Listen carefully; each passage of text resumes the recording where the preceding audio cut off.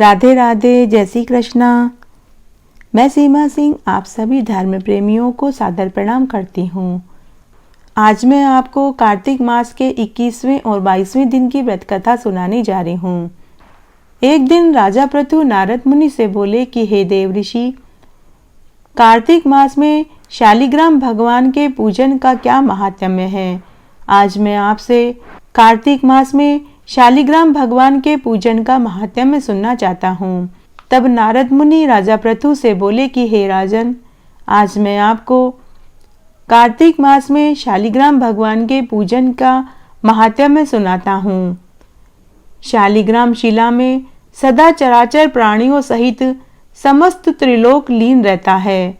कार्तिक महीने में शालिग्राम भगवान के दर्शन मात्र से और मस्तक झुकाने से, स्नान कराने से, पूजन करने से कोटि यज्ञों के समान पुण्य फल प्राप्त होता है।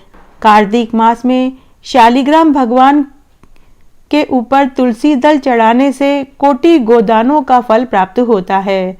हे राजन, एक दिन देवों के देव महादेव जी अपने पुत्र कार्तिकेय से बोले, पुत्र, जो पुरुष कार्तिक मास में शालिग्राम शिला का चरणामृत पीता है, उसके गर्भवास के भयंकर कष्टों का नाश हो जाता है। जो मनुष्य प्रतिदिन शालिग्राम शिला का पूजन करता है, उसे यमराज का भय नहीं रहता और जीवन मरण के चक्र से वह छूट जाता है। हे राजन, एक दिन भगवान विष्णु ने मुझसे कहा कि करोड़ों कमल पुष्पों से मेरी पूजा करने का जो फल प्राप्त होता है, वही फल कार्तिक मास में शालिग्राम शिला के पूजन से ही प्राप्त हो जाता है। जिन लोगों ने मृत्यु लोक में आकर कार्तिक मास में शालिग्राम भगवान का पूजन नहीं किया, वह मेरे लिए एक शत्रु के समान है। वह तब तक नरक में पड़ा रहेगा जब तक कि 14 इंद्रों की आयु समाप्त नहीं हो जाती। अतः भक्ति भाव से कार्तिक मास में शालिग्राम शिला को नमस्कार करने मात्र से ही मनुष्य नरक का भोगी नहीं रहता। अन्य सभी शुभ कर्मों के फल का तो माप है, परंतु कार्तिक मास में शालिग्राम भगवान का पूजन से जो फल मिलता है, उसका कोई माप नहीं है। जो शालिग्राम के कार्तिक मास में जल से अभिषेक करता है, उसे संपूर्ण तीर्थों पर स्नान करने जितना फल प्राप्त होता है। कार्तिक मास में जो मनुष्य शालिग्राम भगवान के सम्मुख स्वास्तिक का चिन्ह बनाता है, वह मनुष्य 7 पीढ़ियों तक पवित्र रहता है।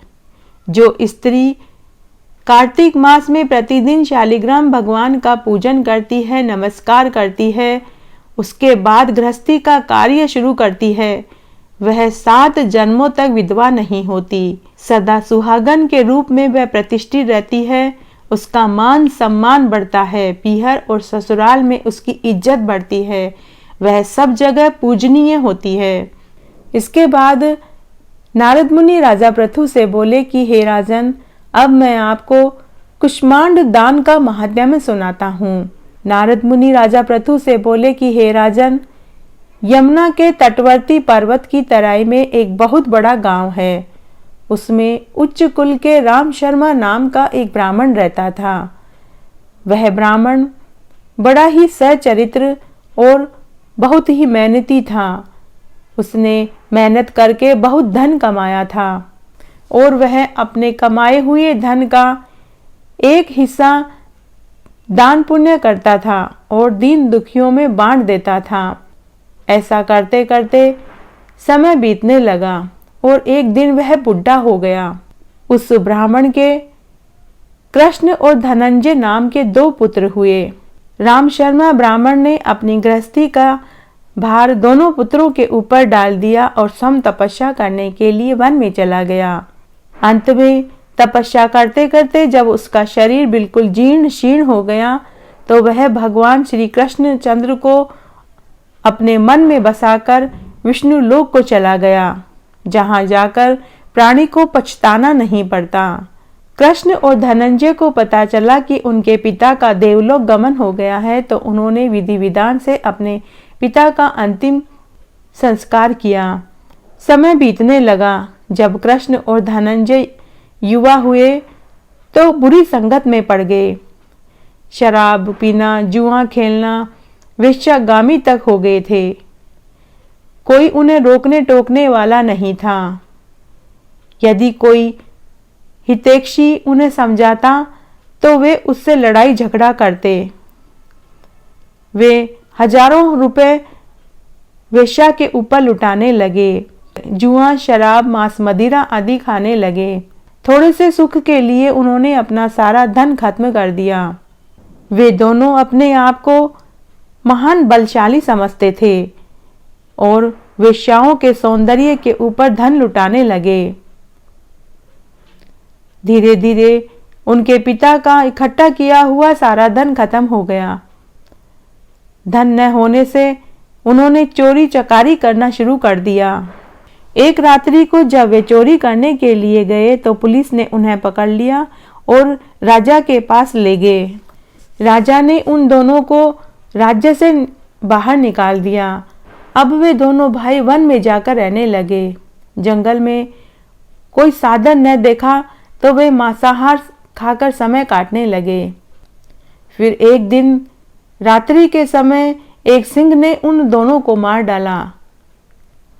मरने के बाद यमदूत उन्हें मुकद्दरों से मारते हुए उन्हें यमपुरी ले गए।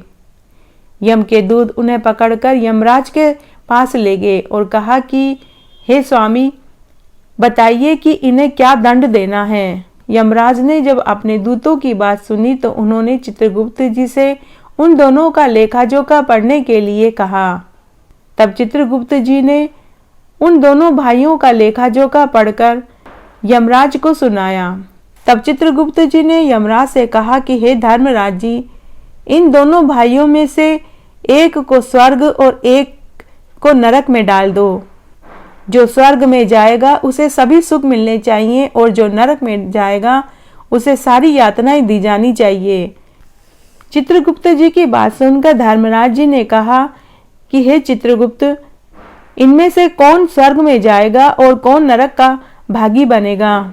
तब चित्रगुप्त जी ने कहा कि धर्मराज जी, धनंजय को स्वर्ग मिलेगा और इसके दूसरे भाई कृष्ण शर्मा को नरक में ले जाओ।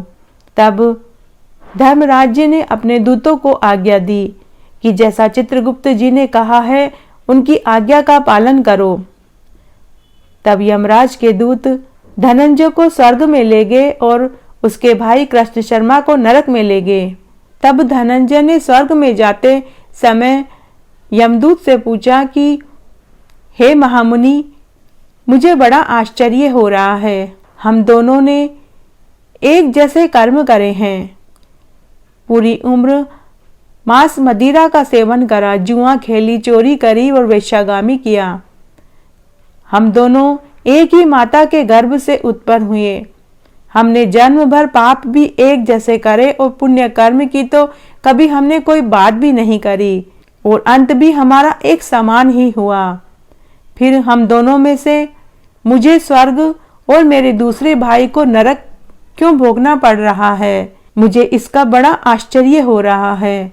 तब यमदूतों ने कहा, हे धनंजय, बहन, भाई, माता, पिता, चाचा सभी केवल जन्म के साथी होते हैं, कर्म के नहीं, क्योंकि कर्मों का फल तो सबको अपना अपना ही भोगना पड़ता है। जो जैसा कर्म करता है उसे वही फल भोगना पड़ता है।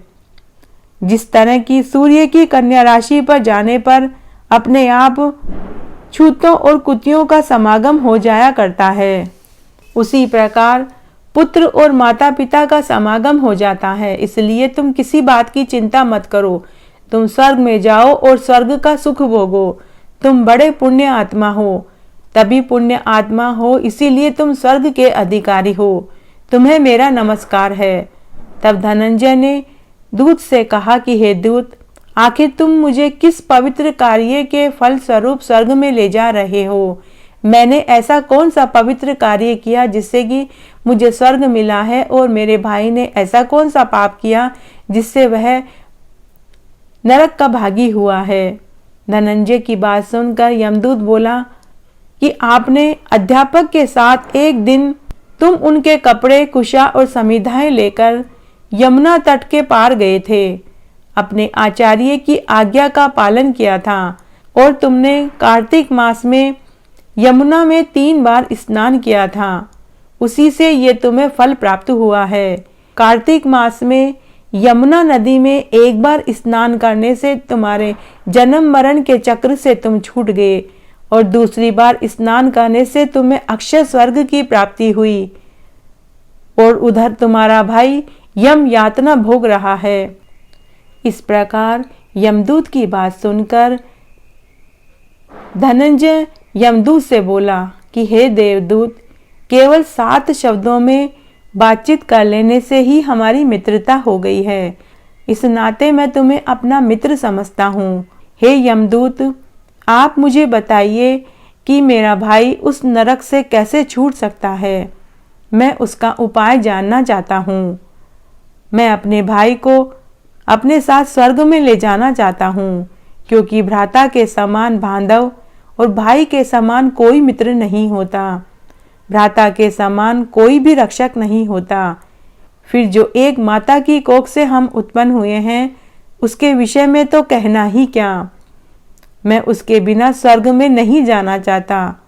वहाँ उसके बिना मुझे आनंद भी नहीं आएगा। जिस तरह मेरा भाई मिल सके, मुझे वह उपाय बताओ। धनंजय की बात सुनकर देवदूत कहने लगा कि हे धनंजय, तुमने कार्तिक शुक्ल नवमी को वस्त्र रत्न युक्त कुष्मांड दान किया था। वह पुण्य स्वर्ग वालों को भी दुर्लभ है। वह पुण्य तुम अपने भाई को दे दो तो वह नरक की यातना से छूट जाएगा। देवदूत की बात सुनकर धनंजय बड़े आदर के साथ अपने पूर्व जन्म का महापुण्य अपने भ्राता कृष्ण शर्मा को दे देता है। उस पुण्य के प्रभाव से उसका छोटा भाई कृष्ण शर्मा तुरंत नरक से निकलकर अपने भाई के साथ विष्णुलोक में जाकर रहने लगा और अनेक प्रकार के भोग भोगने लगा। इस तरह नारद मुनि ने राजा पृथु को कुष्मांड दान की महिमा का महात्म्य सुनाया। नारद मुनि राजा पृथु से बोले कि हे राजन, कार्तिक मास में आंवले के पेड़ की पदक्षिणा करने से अश्वमेघ यज्ञ करने जितना फल प्राप्त होता है। जो मनुष्य कार्तिक मास में आंवले के पेड़ की पूजा करता है, 108 आंवले दान करता है, वह इस जन्म के समस्त पापों से छूटकर जीवन मरण के चक्र से मुक्त हो जाता है और उनकी 7 पीढ़ियों को दरिद्रता का दंश झेलना नहीं पड़ता। इस तरह कार्तिक मास का मैंने आपको यह महात्म्य सुनाया। मेरे साथ बने रहने के लिए आपका धन्यवाद। आगे के महात्म्य के लिए भी आप इसी तरह मेरे साथ बने रहें। धन्यवाद।